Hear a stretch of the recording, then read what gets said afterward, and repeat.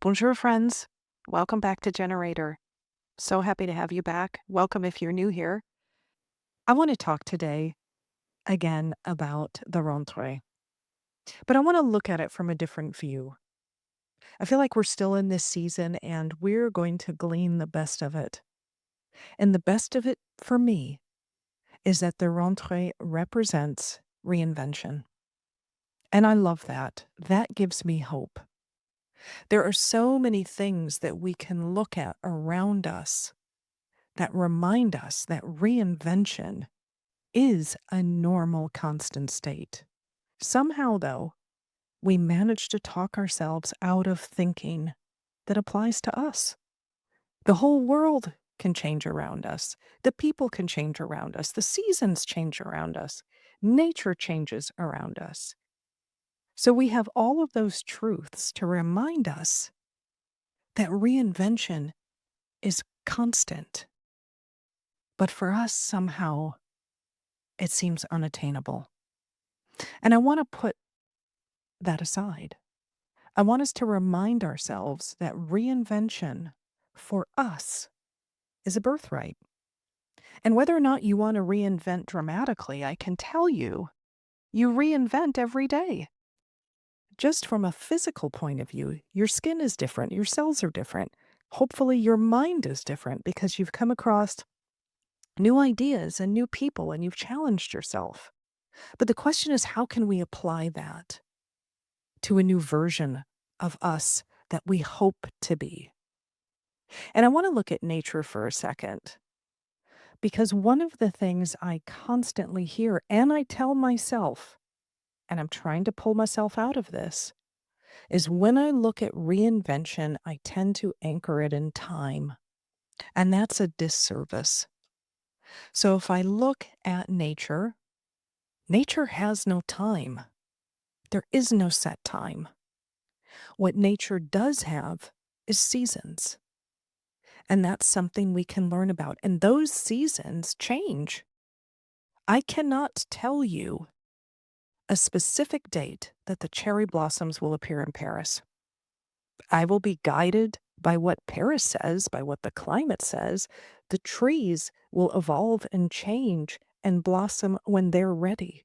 There is no specific date.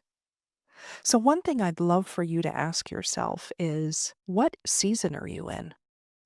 Are you in a winter where you need to buckle in and refresh and give space and time, but still plan? If I'm looking at nature and gardens and farming, one thing we can learn is that the winter isn't about nothing happening. The winter is about things happening differently. We rest, but we plan. Are you in a winter? Are you in a spring where you're ready to plant seeds? Where you're ready to get your germination box going and you're ready to plant all of these seeds and ideas to see what happens? Is that where you are? Or could you be in summer?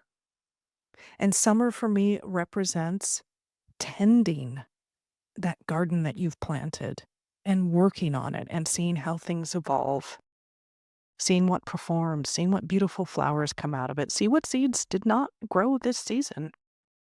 Or maybe you're in harvest, where you're now recouping all of the efforts and the learning and the experiences that you've had and the seeds that you've planted. Now perhaps you're looking at them and seeing what worked well, what didn't work. What do I want to replant for the year ahead? What do I want to plant anew for the spring? And guess what? That brings you back to winter. But the real example that we need to learn from is that we can't stay in one season forever.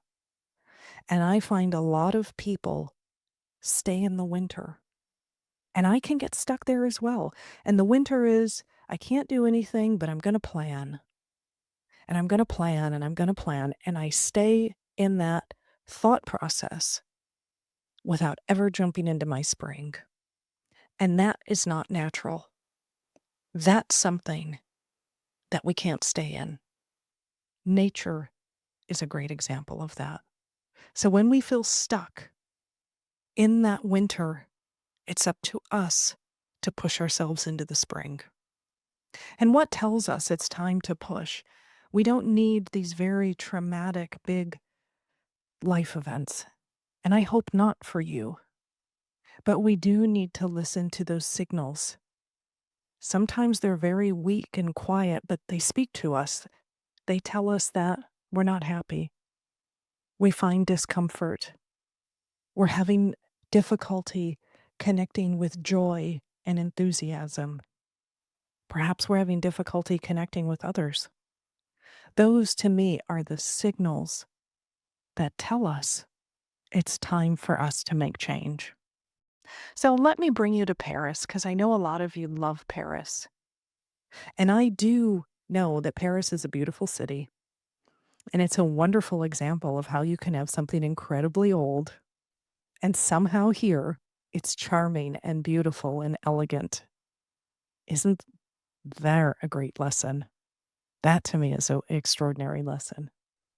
But when you look at Paris in this wonderful liminal space it is, I see so many people that come here and seem to reinvent themselves for just that small window in time. So the way they feel, the way they show up, the way they present, how they behave is so different than when I see them at home. While I find it beautiful, it makes me sad because oftentimes I sense that they leave that version of themselves here and they return to where they are and they continue to hope of the Paris visit that makes them feel magical. And you don't need the Paris visit to feel magical. I would think you'd put yourself in a constant state of frustration if that's the case. But what I do think you need, that Paris represents, is putting yourself in a new space, putting yourself in a situation where you're able to see things anew. That's the difference. And how often do we do that? How often do I do that? I'll confess to you, and I've talked about it openly. After 20 years of living in Paris, I probably don't see Paris the way somebody will see it for the first time. And that's totally normal. And instead of feeling bad about myself for that, because that sometimes is very hard to manage when you're living and working in a city and everyone around you sees this enormous beauty and way to reconnect with themselves, and you don't. That can be difficult. So I try to find my ways to do so.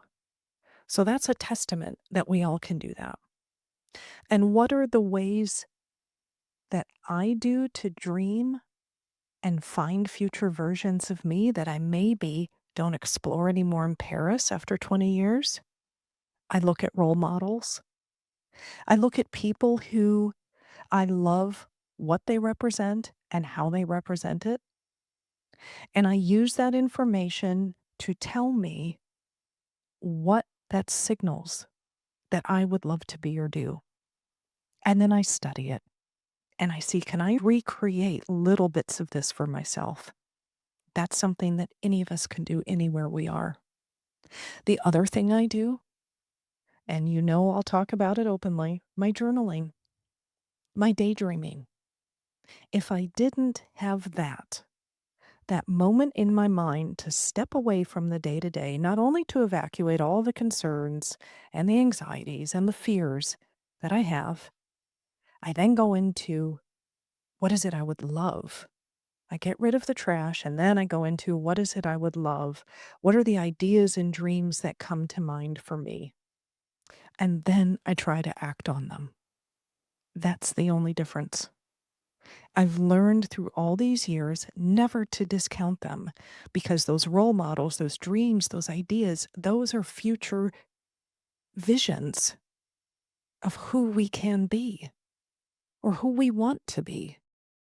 So they're precious and dear, and I listen to them. And I hope you do the same. And I will say, reinvention and transformation is hard. Nobody has all the answers. If you know exactly how things are going to turn out, you're probably wrong. And by the way, I would say this to anybody that's starting a business. If you feel that you have all the answers and you know exactly how it's going to go down, I would never invest in you because you don't. There's no way you can. And that tells me that you're not open and ready to be adaptable. No one knows how things are going to turn out. So leave yourself open to explore and see what comes. And no, it's going to be a hard process along the way. That's normal. So is it hard? Yes. Is it possible? Absolutely. I don't have to tell you my story. I hope you know it. But the real moral of it is I came from a background where I didn't have the same experiences, where I didn't have the same education, the language, the business acumen, and I was able to do it. And if I can do it, anyone can. And I can, and you can do it again and again and again as much as you want. And I also know that because that's a state where I am right now. I am in a transitory period. I have a business in Paris that's been wonderful. It's connected me to so many amazing people. And I'm not going to destroy the foundation of what I have there. But I also know there's more for me. And that's what I'm working on now without having a 100% clear picture. Absolutely not. I want to see how things evolve. I want to explore different versions of me. I want to try them on. I want to see how they fit. And I encourage you to do the same because we know it works. And we know that you can go from 0 to 1 if you put time and effort. And I think we have here in France, and I'm sure you have all over the world, wonderful examples of that. And the first one that I might give you is Edith Piaf. If you don't know her name, you certainly will know her music. Edith Piaf was the singer of La Vie en Rose, possibly one of the most played songs that is heavily associated with Paris. Edith Piaf was homeless and poor in the streets of Paris. Homeless and poor. She sang in the streets of Paris. She reinvented herself into France's most iconic singers. That has endured through decades, so it can be done. And if I think of Marie Skłodowska, I may not be pronouncing her given name correctly, but you certainly know who she is. She came to Paris from Poland, no money, no relationships, no networks, and reinvented herself into one of the most important women in French history. We know her as Marie Curie, so it can be done. And the last one I'm going to leave you with, you may not know her, but I would encourage you to look her up. She's got a pretty salacious background, which makes me love her even more. Madame de Pompadour. She had no official title, none at all, and became one of the most influential women of her time. I'll leave you, I hope, to just dig into her little. It's such a fabulous story of reinvention. And she's just a very interesting character. So I will leave it at that. So we know it can be done. We have all of these signs around us. You know, none of these ladies are with us anymore, but there's so many present day people that we can look at. And they don't have to be in Instagram. They can be in our own communities. They can be our political figures. They can be our teachers. They can be our fathers, our mothers, our cousins. But we have to open our eyes and look around us to see them because they are people that give us hope. They help us expand our view of what's possible. And I'd love to talk to all of these people, particularly those three that I mentioned, and see what was their formula. What was their magic formula? I'm going to say that there probably is no magic formula. The magic formula is the one that works for you. That's always the most important. But I do think there's key elements. And I think there's 5 of them. There's many more, but I'm going to distill it down to 5. And I want you to get a pen and paper and I want you to write these down. to remind yourself. And not just write it down and fold it away, but I want you to write it down, and then I want you, hopefully, to go back again and again and again and ask yourself questions of, am I doing these things?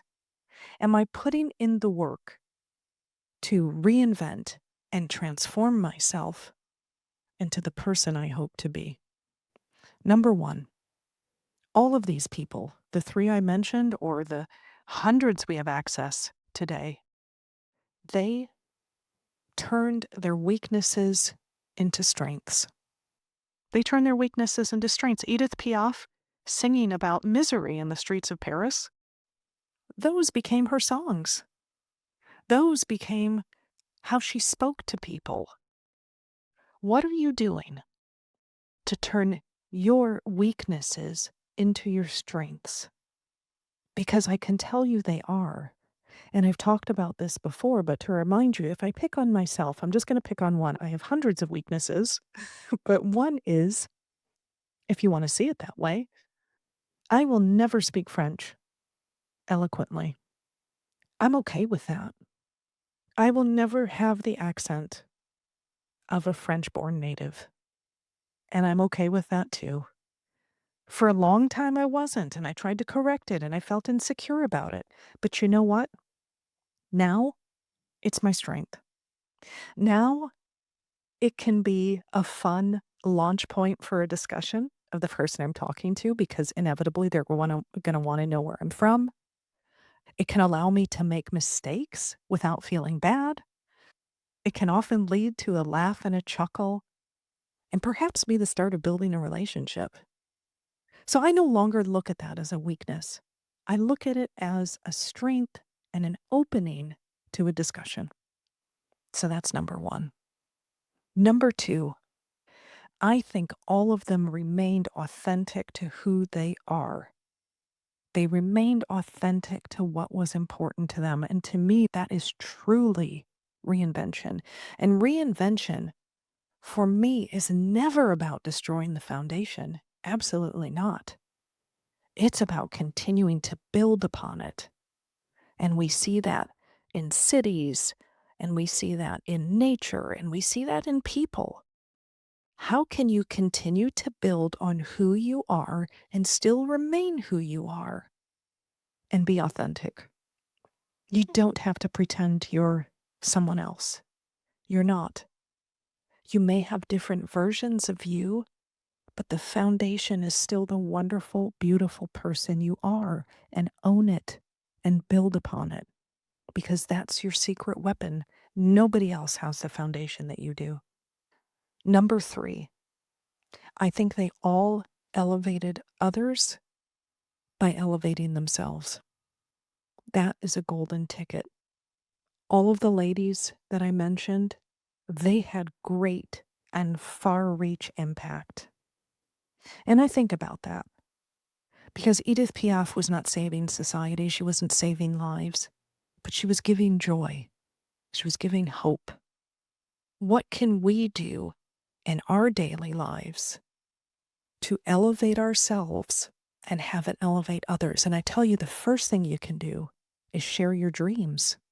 Let people know around you that it's okay to dream, it's okay to have interests, and that you're here to hear them. What are you doing to help support the dreams of others in your circle?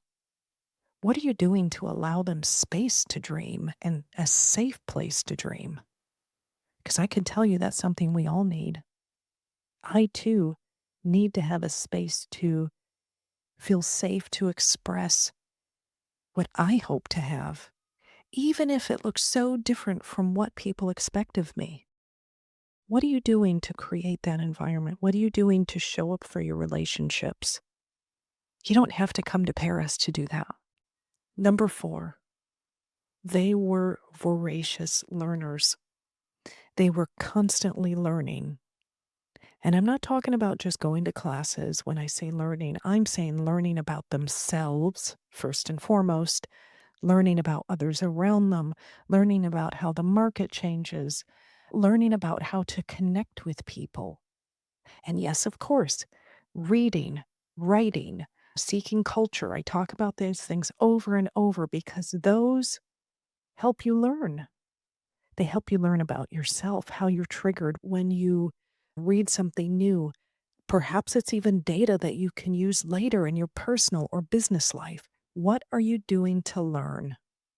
Ask yourself that. And as much as I can get stuck in it too, there's very little that I learn from Instagram. It's a fun diversion. And I challenge myself to find the people in that wonderful online community that are sharing messages that inspire and help me learn. So we all have access to the same tools. It's about how we use them. Number 5 and last one on my list today. They were curious and adaptable. This to me is paramount. You can't come out of your shell and your cave unless you stick your head out. You have to be curious to see what will happen next. What will happen if I dare? Use that curiosity to drive you. Tune in to that childlike curiosity that was so beautiful when we were younger. Tune into that to explore. On the other hand, partner it with adaptability. You don't have to stay on the same path. If you're curious enough to turn down that road and halfway down you think, you know what? I don't like where this is going. Know that you can be adaptable. Not just that you can be, but it's expected and it's okay to say, I'm not taking this direction. I'm going to adapt and change and be curious enough to see where the next path takes me. So those are the things, my friends, that I hope when we think about La Rentrée. Yes, it's a wonderful time of year. It's filled with energy. But for me, it represents reinvention. And how do we do that? We have the choice to do that every day. And I hope I've given you a few tools and thoughts just to prompt you to think about how you manage yours. Because you can do it passively or actively, but you can do it. And I hope you choose to do it every day. Because I know every time you do, it's going to be something even more beautiful than the last. So, my friends, that's it for today. Sending you love and magic from Paris. If you'd like to reach out to me, don't forget you can find me on Instagram. You can also find me on my Substack newsletter, Prompts from Paris, or send me a note through my website. I'd love to hear from you. I hope to see you next time. Thank you for joining me on this episode of GenerateHER. If something sparked your curiosity or took root in your imagination or helped you to see possibilities just a tad bit clearly, I'd love to hear about it. Don't forget you can always connect with me via my website, janebertch.com, or on Instagram. My handle is my name, @JaneBertch. And if you'd like to go deeper, don't forget to check out my newsletter, Prompts from Paris, my retreats here in the city, journal prompts, and more that you can find on my website. Until the next time, may you keep tending your jardin, listening to your inner courage, and shining brightly right where you are. À très bientôt, mes amis.